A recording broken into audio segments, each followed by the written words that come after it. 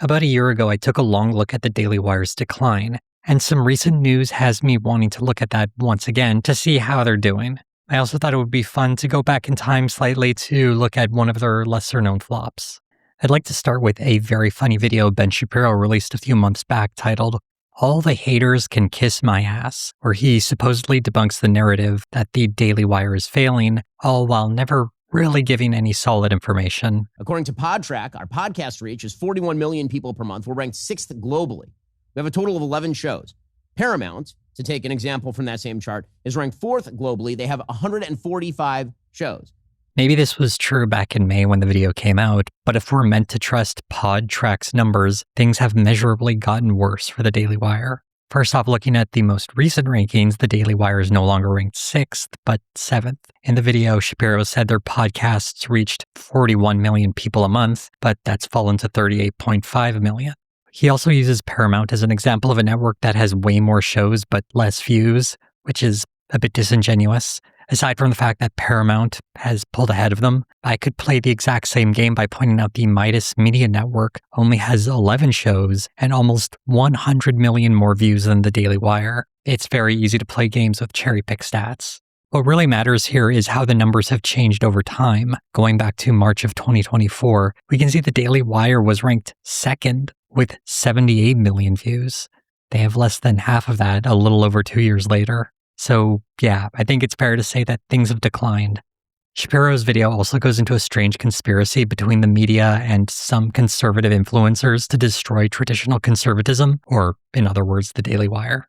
Again, that alliance between the left and the woke right is totally real, and it's active. This is why they are getting together to formulate stories. It is why they are repeating the same talking points. Sometimes facts are just plain to see, based on the public viewership numbers. Even the one Shapiro cites in this video, the Daily Wire is on the decline. This is just a fact. It's not a conspiracy, it's just people looking at reality. When this video came out, the facts were already pretty dire for the Daily Wire, and new facts that have come out since haven't really helped. Semaphore published a fascinating article that, for the first time in years, gave us some real numbers for the Daily Wire. As a private company, a lot of this information has been difficult to come by, and since I'm slightly obsessed with the Daily Wire, you can imagine this felt like Christmas for me. One of the big confirmations was the company's valuation of $750 million. This was a figure I mentioned in my previous video covering the Pendragon cycle, though it seems I might have been a bit hasty in assuming that the $100 million investment had been secured. Those talks, at least according to the documents obtained by Semaphore, are still happening, albeit with a different investor, Highmount Capital. Whether or not the Daily Wire has secured this funding or is still in negotiations, though, is not really known for certain. But we did get a look at some interesting numbers associated with the Daily Wire's business. It was a mix of good numbers and bad numbers for the Daily Wire, and I thought it would be interesting to go through some of them. Let's start with the good. Last year, the Daily Wire had an EBITDA of $48 million. For those who don't know what that is, it's an acronym for Earnings Before Interest, Taxes, Depreciation, and Amortization. This is a number some companies use to show how profitable their core operations are. For example, if for some reason a company had to take on a massive loan as part of a startup cost, the EBITDA looks at that number and puts it aside to instead show that the business is capable of generating a profit when you ignore that pesky and presumably temporary expense. Of course, the number itself is hard to really understand without the context it's taken from. Does the Daily Wire have a lot of debt? And even though, according to Semaphore, its revenue is $200 million, we don't know for certain what its current tax burden looks like. Basically, EBITDA's problem is that it overstates profitability. Even so, a positive one is certainly better than a negative one. So this is, technically, a good number, albeit one that should be taken with several grains of salt. On the other hand, the Daily Wire's subscriber numbers are atrocious. After having peaked in 2024 with 1.26 million subscribers, it has fallen to an estimated 771,000 in 2026, a nearly 40% drop. And considering the current reputation of the Daily Wire, I'm not sure they're in a position to recover anytime soon. Their advertising revenue has been going down over the last 3 years, although it seems to be up slightly in 2026. This could very well be a product of the return of advertisers to more right-wing or MAGA-coded places for them to spend their money, an outcome of Donald Trump winning the previous federal election in the United States. Whether or not they're seeing a return is really not known. And considering that their audience keeps dropping, I'm a little skeptical that this advertising number will stay as steady as it is. The company is currently restructuring, turning more of its focus towards politics and news. And as part of that restructuring, Ben Shapiro is taking less money in exchange for more equity in the company. There's also a plan to hire emerging talents to add to their roster. I'll have more to say about that later on. The Daily Wire search for investors is apparently part of the company making its way towards an IPO. An IPO, or initial public offering, would mean that the company would become publicly traded on the stock market. This might mean a big payout for owners of the company, as going public brings in a lot of new investment. The Daily Wire is hoping to present itself as being worth $2 billion in 18 months, which honestly seems pretty far-fetched. Though if they can make it to an IPO, it could leave any investors holding onto a company that's worth far less than it's hyped up to be. Dylan Byers from Puck News, who wrote an article about the subject, included an interesting quote. A well-placed source texted me to offer a clear-eyed assessment. They are wanting and needing to grab cash, the source said. I've never known what it feels like to be drowning, but I guess this is that. One upside to an IPO would mean that the Daily Wire would need to publicly share its numbers, something I would love to read. But considering its current struggles, it may never get to that point. There's a real irony here, as the Daily Wire going public has been a topic for years, and when former CEO Jeremy Boring discussed it, he resisted the idea of an IPO because it would mean the company possibly polluting their ideological mission. Now, when the company seems to be worth far less than it was a few years ago, it's willing to go after that IPO. Another article from Semaphore also revealed that the Daily Wire seems to be scaling back its consumer products business, selling off its Jeremy Razors consumer brand to its former CEO, Jeremy Boring. A few years ago, this part of the business was supposedly generating tens of millions of dollars as people vastly overpaid for white label razors from Asia because they were anti-woke, whatever that's supposed to mean about a razor. There was no information about how much it was sold for or how profitable these products even were anymore. It may simply be the Daily Wire trying to focus on its main mission as a media company without all the additional add-ons like merchandise. Maybe Jeremy Boring will do better by folding it into his new company, Boring Media. I originally wrote a joke in my script here about his struggling podcast, but I won't insult anyone's intelligence by pretending that anyone for a second cares about it. After Jeremy Boring stepped down, Caleb Robinson took over as the CEO. People mistakenly assumed that he was new to the position, but he and Boring were actually co-CEOs at the time. But now Robinson is gone too, and the Daily Wire's new CEO is Mike Richards, a former executive producer on various game shows such as Let's Make a Deal and The Price is Right, not to be confused with the guy who played Kramer on Seinfeld or the former center for the Philadelphia Flyers. In an interview with The Hollywood Reporter, Richards is relatively upbeat. Although he acknowledged the failure of the Pendragon cycle, he did try to spin it as best he could. Sadly, the interview was published before the Semaphore article because that revealed the budget for the series was way higher than the low $20 million most people speculated. The total amount spent by the Daily Wire for the series reached $50 million. I don't know how much of that is included in the initial production in 2024, how much of that went to reshoots, and how much of that went into promoting the series, but that is very clearly a lot of money, and it's highly unlikely that it earned back anywhere near that amount. Although recently I did notice that the Pendragon cycle seems to be on Amazon Prime, at least in the UK, so presumably they got some amount of money for that. The Richards interview vaguely mentions that numbers are looking good for Ben Shapiro, though he doesn't give us anything more specific than he's up 7% year over year across all platforms. He also said Shapiro's numbers are down from 2024, so it sounds like he's trying to hype things up without really going into specifics. Back in May of 2026, there were layoffs at the Daily Wire, which Richards confirms. It was speculated from various sources that the layoffs were something like 40 to 50% of the staff. The figure Richards gives is 13%. And it seems a lot of these people were on the production side of things. What's happened recently at the Daily Wire is a lot of the hosts for the various shows now live in different parts of the United States as opposed to all being in Nashville. So the big production team that they had at their Nashville studios has been dramatically reduced. I should also acknowledge some other hosts have left, aside from the big names like Brett Cooper and Candace Owens. Their rarely watched sports program, Crane and Company, is no longer at the Daily Wire. They've changed their name to Crane and Cone and is now part of On3 or One. I'm not really sure how to say it. If you recognize these guys from anything, it's certainly not from their show, which very few people watched, but rather they were stars of the Daily Wire movie Lady Ballers. I guess with the movie's stars all gone, including its writer and director, we'll never get that Lady Ballers sequel. Looking at the new faces who have joined the Daily Wire, though, one new guy who has signed on is Matt Fradd, host of the long-running Catholic podcast Pints with Aquinas.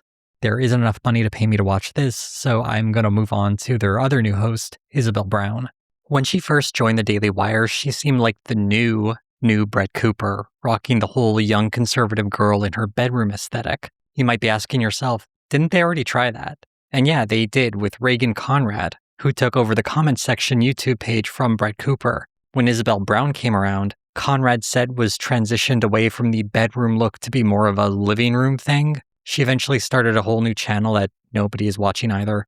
I'm not sure if the comment section has been canceled or if Conrad is on maternity leave, but regardless, she continues to underwhelm. They clearly have not been able to fill the void that Brett Cooper has left. Isabel Brown, on the other hand, seems to have found a little bit of traction, still nowhere near Brett Cooper's level of popularity, but she seems to have found some kind of audience. Then the Daily Wire sends her out to do thankless jobs like going to Trump's poorly attended state fair. The scale of this is like so much bigger than I thought it was going to be, actually. I do like this video, though, because she got footage of some of the booths, and they were very clearly low effort. Like this Alaska booth, it's like they didn't even try. The Daily Wire's most recent new hire is a young man who goes by the name Matt Nuclear. I'm not sure how long he'll last, as in his very first show, which included fancy graphics and an intro, he accidentally revealed a public chat log of conversations he had with an AI. Some of the more embarrassing parts were asking the AI to hype him up so he can feel a little bit better about himself, which honestly, kind of sad. Perhaps more interesting from a business perspective is that he revealed his contract with the Daily Wire, and we've learned that he's getting paid $500 per episode, which is ridiculous for a guy whose original non-Daily Wire channel has, at the time of me writing this, less than 10,000 subscribers. The whole experience, I'm sure, left him with egg on his face, but he's also learning an important lesson that to make it in the conservative media space, sometimes that involves, metaphorically, shitting your pants in public and then pretending like it's a cool thing that you definitely aren't ashamed of. The one video still up on his new Daily Wire channel is him trying to defend the various atrocities committed by Israel against the people of Palestine, something I'm sure has really endeared him to Ben Shapiro. It's kind of funny that this guy is so low on the totem pole that he actually has to debate random people while Ben Shapiro has to hide for cover. Going back to Matt Nuclear, though, there's this sad desperation in his work, as his smug personality tries to ignore a chat that's filled with racists, typing out fried chicken as he says he isn't bothered by any of it. This part I wanted to highlight because it's particularly sad. I won't pretend like we don't have racism on the left, but it's so widespread on the right that I imagine it's less like traveling over troubled water and more like immersing yourself in it. Looking at the existing hosts, many of them have been sliding down in popularity. I've already covered Ben Shapiro in a previous video. Looking at the other hosts on the Daily Wire, he's not the only one on a decline. Andrew Klavan, who has never been particularly popular, has metrics that, when I looked them up on Social Blade, seem like a bad joke. Michael Knowles didn't really fare much better. And these two guys, I mean, let's be real, they were never big stars. They kind of were just there to make up the numbers. But even they seem to be losing what little audience they had. Things are also looking bad for the Morning Wire, which you might be wondering, what the hell is that? It's the Daily Wire's morning show that offers a summary of the news of the day with a conservative perspective. No one has ever really watched this thing, and that remains true to this day. They have another new show called Wired and Live, which is on the Daily Wire Plus, so I have no idea what its metrics are like. But I did notice they like to cover the real stories, like how Mayor Mamdani is bringing drag queens to New York City, which sounds like he's making New York City even more fun. There's also the absence of Jordan Peterson that's affecting the company. I'm not sure how much money they spent on him, but considering his chronic health issues over the last couple of years, it's hard to imagine there's been much of a return on that investment. Peterson signed with the Daily Wire back in 2022. Even though the details were private, I suspect he probably was paid a significant amount of money. Back then, he was still very much a hot commodity. His stock has dropped considerably since then, but in the context of 4 years ago, we do have a slight hint at the kind of money they might have offered him. Back in 2023, Steven Crowder revealed that the Daily Wire offered him a deal of $50 million over the course of 4 years. According to Jeremy Boring, this was actually just an opening offer, so it's quite possible they might have offered him even more money than that if he had been smart enough to negotiate. Although Jordan Peterson was probably not expected to produce the same amount of videos as Steven Crowder had been producing, I do suspect that the Daily Wire hoped to get more out of him than they did over the course of the last 4 years. Looking at his output on the Daily Wire since 2022, there are several shows he's produced, most typically ones discussing the Bible, and a series of something called Mastering Life. Though when looking at the episode counts for each series, it's clear that Peterson is far more interested in talking about the Bible than offering advice. The advice shows have, on average, 4 episodes per series, while the religious ones have 14 episodes per series. I can't imagine anyone sitting down with joy to watch Jordan Peterson and his friends talk about Exodus for 17 episodes. He's also produced a few documentaries for the Daily Wire, including one on Newfoundland, which he filmed alongside Rex Murphy shortly before Murphy died. This project is so incredibly Canadian that I suspect that they were giving Peterson a budget to do whatever he wanted. And one of his ideas was to make a movie that no one wanted. And the people of Newfoundland deserve better. One of the few bright spots for the company has been Matt Walsh's new series, Real History, filled with shocking revelations that classes on American history don't talk about slavery in Asia, presumably because American history classes tend to focus on America. This really encapsulates what his history videos are like. He isn't interested in examining the history of slavery as a concept or slavery specifically tied to how it was practiced in the United States. He wants to cherry-pick historical facts to, from his perspective, change the perception of the historical record so it's more favorable towards the United States. He sees himself as correcting the record, which has been supposedly taken over by left-wing academics. The project also extends in the glorification of white people in general, as evidenced by his fixation on race and its place in American history. These videos are not an honest attempt to understand history as a subject worth studying. I've gotten a few requests to debunk these videos, but honestly, I'm not sure what else I have to say that hasn't already been said by many other videos from creators across the political spectrum. I've linked a couple other videos below if you're curious to find some more debunks about these videos specifically. Instead of going through these bad history videos, I'd like to look at a lesser remembered Matt Walsh failure. This was the Daily Wire's attempt to do a parody of judge shows, and it's called Judged by Matt Walsh. Every episode of this series opens with Matt Walsh letting out a heavy sigh as he sits in his chair, and honestly, it's the same feeling I had before sitting down to watch each episode. The show is meant to be a parody of those obviously scripted judge shows that pollute television, which themselves seem like an unintentional parody of the justice system. So the end result is something so self-aware and cynical that it's hard to imagine anyone enjoying it. Throughout the series, Matt Walsh has 2 jokes he leans on very heavily, repeatedly hammering the gavel. Please be seated. May I be seated? You can sit down. Gentlemen, it's now time to deliberate. And repeating the details of each case to highlight how absurd they are. After all that, then your toilet breaks, and you say, oh, I know just the guy for that. Yes. If you're a fan of Matt Walsh's political commentary for some reason, you won't find any of it here. It's just him trying to be funny. The fact that it only ran for a single season, I think, speaks for itself. In the second episode of the series, my ears perked up a little when one of the plaintiffs, a guy named Darren Anselmo, decided to inject some entertainment into an episode. You never smoked weed as a kid. No, sir. But I was cool. You're very insistent on us believing that you were cool as a child. I even got proof that I was cool. This guy is obviously an actor, and he was easy enough to track down because he used his real name, leading me to his IMDb page. I was surprised to find out he's appeared as an actor on multiple judge shows. He's actually played 7 different guys on the Judge Porter show. I do have other evidence. I had a passenger in my car, so... Well, why didn't you say that from the beginning? What's your passenger's name? Vern. Vern? Hey, Vern, how are you? I'm good. Sadly, his appearance on the Matt Walsh show fell apart with a really bad bit about him being a rapper. That's Notorious P.I.G., right? Because Notorious B.I.G. died. The sad thing about this being used in the Matt Walsh show is that it was ripped off from another judge show that Anselmo appeared on. This one was titled Relative Justice. Apologies for the subtitles, but I could only find the video on TikTok. And yes, this episode did air before the Matt Walsh one, so they ripped off Relative Justice. I'm gonna be a gangster rapping Notorious P.I.G. I'm gonna be P.I.G. instead of B.I.G. because he's gone. As the series goes on, the performances on the show got increasingly dire, though I think a lot of that rests on the poor construction of the show. It seemed like none of the participants were fully aware of what their cases were supposed to be, and none of them had the improv skills to carry Matt Walsh through each case, as he would frequently fall back on his usual shtick of pointing out that these cases were really weird, or just hammering the gavel. The actors on the show seem to be instructed to find Matt Walsh funny, which leads to some painful forced laughter. So a modeling workshop, otherwise known as a workshop for future baristas.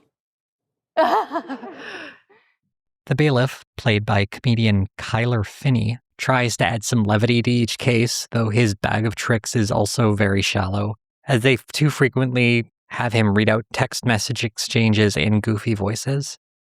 Thank you, Mr. Outerbridge. I'll be recommending you to my friends. No problem, and thanks for the recommendation. I really appreciate that. This whole show runs its premise thin by the end of its first episode, yet goes on for another 10. I don't imagine this show costs the Daily Wire too much money, but it's an example of their strategy to market their hosts as personalities, apparently unaware that people like Matt Walsh are only appealing to the audience he has, not for his sparkling personality, but because he spews the conservative propaganda they want to hear. The last Daily Wire update is more of a warning for things to come. Their newest movie, a spiritual sequel of sorts to Run, Hide, Fight, finally has a title, Run, Hide, Fight, Infidels. I'm not showing the trailer because I've heard of at least one channel that has faced some serious trouble from YouTube because the Daily Wire had decided to include footage from ISIS in it, which technically counts as terrorist propaganda. The trailer still exists on the Daily Wire YouTube page because larger creators get privileges that smaller ones don't. Instead, the footage you're watching was leaked from the set of the movie's star, Jonathan Majors, falling out of a window while filming. He wasn't seriously hurt in the fall. In case you missed how Majors ended up working for the Daily Wire, he was fired from the Marvel movies for being found guilty for assault and harassment towards his former girlfriend. As for the movie, we have some more details on the plot. The logline reads, when radical Islamic terrorists hijack a liberal college's pro-Palestine encampment, a Delta Force vet must arm up to save their clueless peers and keep America from surrendering to the enemy on its own soil. The movie's producer, D'Alessandro, was interviewed by Page Six, but before going to his comments, I do have to mention that he helped run cover for a producer who was a sexual predator, something I think should always be mentioned when his name comes up. In their interview, he said, the woke mind virus has captured Hollywood for the past 12 years, and while woke is winding down, there is a new obsession with the anti-Israel, pro-Palestine movement that deserves to be mocked in a movie again. If you're afraid to put radical jihadis as your villains, then you're a wimpy movie producer. We don't have that fear. I would never suspect the people at the Daily Wire would be afraid of being racist, but I suspect this might not be quite as popular an idea as they imagine. You would think the harsh criticism and drop in viewership that followed Ben Shapiro's cheerleading of Israel as it murdered the people of Gaza would have taught him some kind of lesson about the profitability of projects like this.